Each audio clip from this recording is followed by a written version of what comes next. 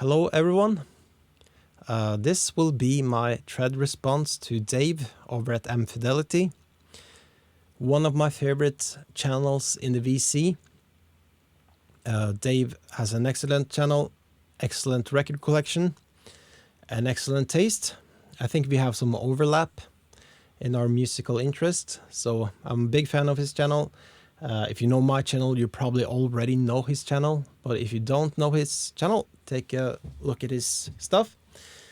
So the thread that Dave has started very recently is called High School Vinyl and CD Thread. Dave wants us to talk about one record for each year in high school, so from grade 9 to 12. And those years, it would mean my 2 last years of junior high or ungdomsskolen in Norway, and my 2 first years of senior high, which is videregående skole. The rules are simple. It has to be albums that was released during that school year. So that narrows it down quite a lot. And my first year, the second year in junior high, would be the semester fall of 99 to spring of 2000. And the correct album to talk about, because Dave, he wants us to talk about, even if it's not albums we're into anymore, but the ones that really takes us back, that we listen to with our friends. And the album I can think of that I listened to with my friends in 99 must have been Enema of the State, the Blink-182 album. But I don't have that album on physical media, so I'm off the hook. I will talk about a record that, I wanted to talk about this one, Elliott Smith, Figure 8, but it wouldn't be honest, because I don't think I really started my Elliott Smith obsession until I had seen Royal Tenenbaums. Knew I had seen Good Will Hunting, but I don't think I had caught on by then. So I think my obsession with Elliott Smith happened a year later. That would be the better album to talk about, but I didn't listen to this in that school year, probably. But the one I was really excited for, because coming out of the 90s, Smashing Pumpkins was my favorite band of the 90s. No way around that. And interesting time, because it was such a transitional period in the music industry. People were downloading music, and the bands were changing. They had lost a member during this, Billy talked a lot about his hardships in the industry at this point, and how things were changing and bands were trying to navigate that. And released in February, I think, of the year 2000. So I remember the singles, loving them, Stand Inside Your Love, The Everlasting Gaze, and being so excited for the new Smashing Pumpkins album.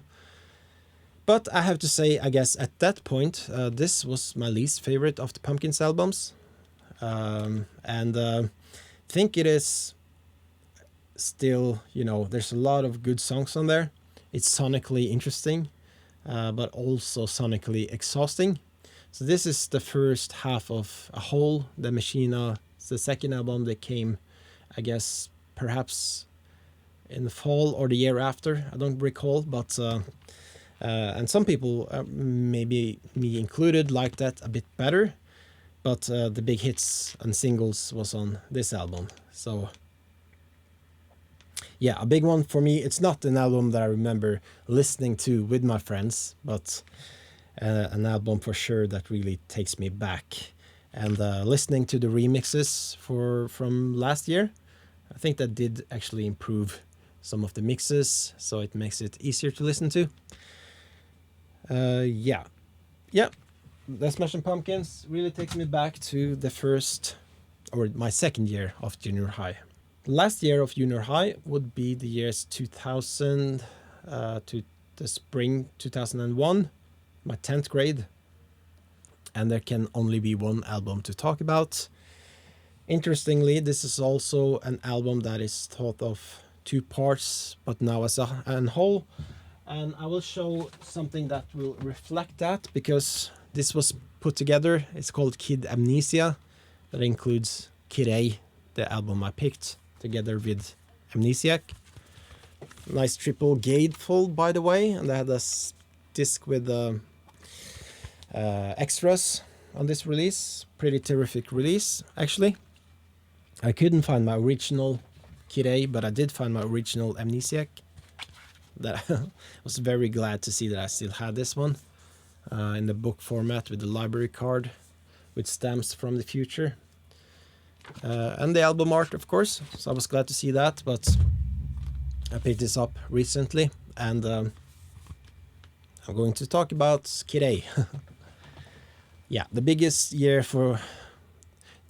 album for the new millennium, the biggest album for, in culture at that time, it was Radiohead, and also in a very transitional period. Evident with this release, I had been a big fan of the 390s albums, of course, and getting this, couldn't say on release day, but when it was available on CD, getting home and playing it in my CD player, remember feelings, mixed emotions. A part of me wanted the old Radiohead and the 90s and the easygoing music and songs that I could bring to my guitar teacher so he can help me learn them, but this was something else, I think it took me some time until I really caught on and started to appreciate it, and I started to really get into it and obsess over some of the songs, and I kind of accepted it after a while, but it was also kind of not what I wanted at that time, but something, in retrospect or in hindsight, I really, really appreciate. Kid A, so listening to this today, it's clear to me how they were inspired by Charles Mingus, evidently on both of these. This album, I think, opened my mind to more experimental music and electronic music, perhaps. And remember also this in the spring, Amnesiac, and, or more correctly, picking this up, and a clear memory I have was tuning into Saint Low on XFM for the world premiere of Pyramid Song. I was streaming over the computer, the Real Player, I think it was called. I think I used some plugin, if it was called plugins at that point, from Mozilla, or was it Netscape or something, to record, the world premiere on the online radio. And I think Pyramid Song was, the greatest song from this period, one of my favorite Radiohead songs. So, Kid A, so that was my pick for my 10th grade. And actually, my next pick would be the pick for the first year of senior high. But I actually had listened to this quite a lot by then. This was released in June in 2001. Another generational album, of course. They called it the Saviors of Rock at that point and everything. So, of course, all the hype and the biggest band from that period. The biggest new band, I should say. I just remember hearing this long before the release day.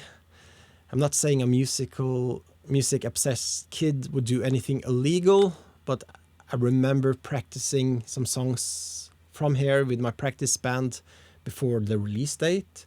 I can't really figure out the timeline, but I remember playing this with my junior high practice band, some songs of here.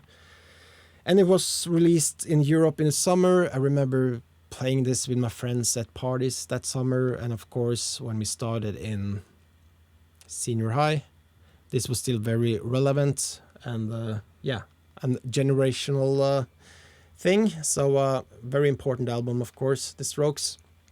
I think people are complaining about the auto-tune on the new album, but I think the processing on the vocals is a bit tiring when you listen to this from start to finish. So I kind of skipped a few tracks when I revisited this yesterday, but of course, it's a classic and a very important album, and one that really takes me back to that time. So yeah, my second year of senior high, and the one I really remember, you know, in our classroom we were playing the song PDA from the new cool and relevant band Interpol. So Interpol for me with this album, I think this had a longer lasting appeal than the Strokes, and it really went hand in hand with all the music I was discovering in senior high. You know, it feels like senior high was when I discovered all music. I discovered Joy Division, The Smiths, Husker Du, My Bloody Valentine, all in just a brief period of time. And this walked hand in hand with my Joy Division obsession. My favorite band, new band at the time, and one of the first concerts I went to, probably the year after this release, was Interpol. So something that takes me back for sure. Turn on the Bright Lights, released in 2002, so that would be the last year from this response. So thanks for doing the thread, Dave. Please get on it, people in the VC. This was fun to do. Thanks for watching and take care.